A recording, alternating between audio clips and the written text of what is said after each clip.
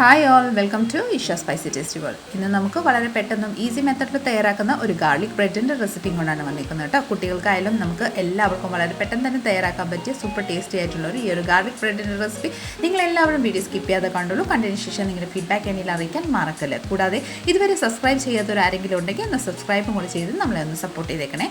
തൊട്ടടുത്തുള്ള bell button കൂടെ ഒന്ന് ക്ലിക്ക് ചെയ്യുവാണെങ്കിൽ ഞാൻ എൻ്റെ പുതിയ വീഡിയോസിൻ്റെ നോട്ടിഫിക്കേഷൻ നിങ്ങൾക്ക് അപ്പോൾ തന്നെ കിട്ടുന്നതായിരിക്കും. സോ പെട്ടെന്ന് തന്നെ റെസിപ്പിയിലോട്ട് കിടക്കാം.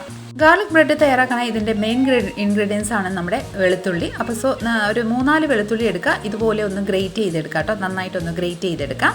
ഇതുപോലെ ഒന്ന് നന്നായിട്ട് ഗ്രേറ്റ് ചെയ്തതിന് ശേഷം ജസ്റ്റ് ഒന്ന് മാറ്റി വെക്കാം. അതിനുശേഷം ഒരു ബൗൾ എടുത്തതിന് ശേഷം ഒരു 3 ടേബിൾ സ്പൂണോളം ബട്ടർ എടുക്കുക കേട്ടോ.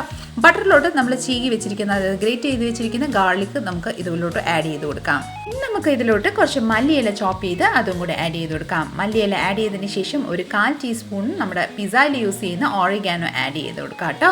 ഓറിഗാനോ ആഡ് ചെയ്തതിന് ശേഷം ഒരു 1/2 ടീസ്പൂൺ ചില്ലി ഫ്ലേക്സും കൂടെ ആഡ് ചെയ്ത് കൊടുക്കാം. ഒരു 1/4 ടീസ്പൂൺ ഉപ്പും കൂടെ ആഡ് ചെയ്തതിന് ശേഷം നന്നായിട്ടൊന്ന് ബീറ്റ് ചെയ്ത് നന്നായിട്ടൊന്ന് മിക്സ് ചെയ്ത് കൊടുക്കാം കേട്ടോ. ഈ വകയെല്ലാം നല്ല പെർഫെക്റ്റ് ആയിട്ട് നമ്മൾ ബീറ്റ് ചെയ്ത് നന്നായിട്ടൊന്ന് മിക്സ് ചെയ്തിട്ടുണ്ട്. ഇനി നമുക്ക് ബ്രെഡ് സ്ലൈസസ് എടുക്കാം.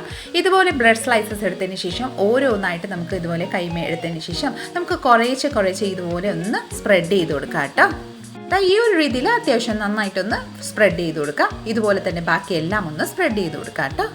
ഇത് നോക്കിക്കോളൂ, ഇതുപോലെ ഞാൻ കുറച്ച് സ്ലൈസസിൽ ബട്ടർ എല്ലാം സ്പ്രെഡ് ചെയ്തിട്ടുണ്ട്. ഇനി നമുക്ക് ഒരു പാൻ എടുക്കാം. പാനിലോട്ട് നമുക്ക് കുറച്ച് ബട്ടർ ഒന്ന് സ്പ്രെഡ് ചെയ്ത് കൊടുക്കാം. പാൻ നന്നായിട്ട് ചൂടായി ബട്ടർ ഒന്ന് മെൽറ്റ് ആയതിനു ശേഷം നമുക്ക് ഒരു റെഡിയാക്കി വെച്ചിരിക്കുന്ന ബ്രെഡ് ഒന്ന് ഇതുപോലെ ഒന്ന് വെച്ച് കൊടുക്കാം. ബ്രെഡ് ഇതുപോലെ വെച്ചതിന് ശേഷം 2 സൈഡും നന്നായിട്ടൊന്ന് ഗോൾഡൻ ഷെയ്ഡും നല്ല ക്രിസ്പ് ആവുന്നിടം വരെ നമുക്കൊന്ന് ടോസ്റ്റ് ചെയ്തെടുക്കാം കേട്ടോ. ഇതുപോലെ നന്നായിട്ടൊന്ന് തിരിച്ചും മറിച്ചും തന്നെ വെച്ചിട്ട് നന്നായിട്ടൊന്ന് ടോസ്റ്റ് ചെയ്തെടുക്കാം. തിരിച്ചും മറിച്ചും തന്നെ ചെയ്ത് നല്ലൊരു ഗോൾഡൻ ഷെയ്ഡും ക്രിസ്പ് ആവുന്നിടം വരെ നന്നായിട്ടൊന്ന് ടോസ്റ്റ് ചെയ്തെടുത്തുള്ളൂ കേട്ടോ. അപ്പോൾ ഇതാ നന്നായിട്ടൊന്ന് ക്രിസ്പ് ആയിട്ടിട്ട് നമുക്ക് ഇതൊരു പ്ലേറ്റിലോട്ട് ഒന്ന് സെർവ് ചെയ്യാം. ബാക്കിയുള്ള ബ്രെഡ്സും എല്ലാം നമുക്ക് ഇതുപോലെ തന്നെ ഒന്ന് ടോസ്റ്റ് ചെയ്തെടുക്കാം കേട്ടോ.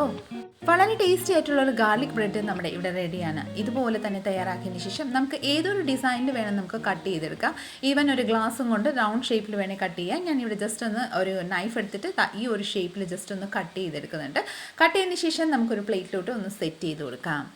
ഈ ഒരു ഗാർലിക് ബ്രെഡ് നമുക്ക് സോസസിൻ്റെ ഒപ്പം അല്ലെങ്കിൽ ചട്നിയുടെ ഒപ്പം ഒക്കെ കഴിക്കാൻ പറ്റിയ സൂപ്പർ ടേസ്റ്റി ആയിട്ടുള്ളൊരു റെസിപ്പിയാണ് കേട്ടോ. അപ്പോൾ തീർച്ചയായിട്ടും എല്ലാവരും ഒന്ന് ട്രൈ ചെയ്യുക.